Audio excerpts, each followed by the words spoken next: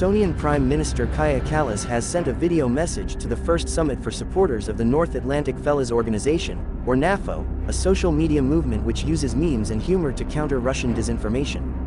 The group, which began online after the invasion of Ukraine and has been widely cited as an example of successful information warfare, is meeting in Vilnius, the Lithuanian capital, ahead of a NATO summit set to take place in the same city next week.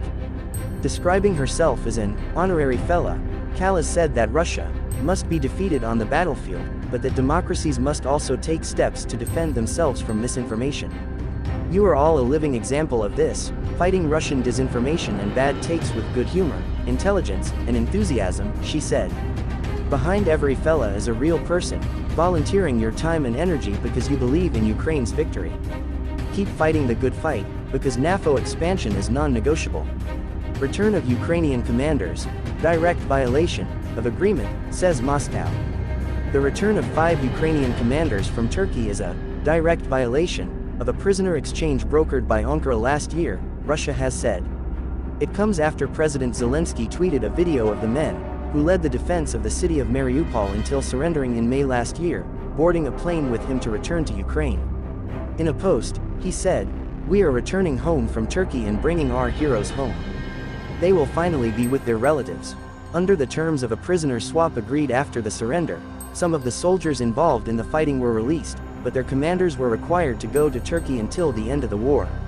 The return of the leaders of the Azovites from Turkey to Ukraine is nothing more than a direct violation of the terms of the existing agreements, Kremlin spokesman Dmitry Peskov told RIA Novosti.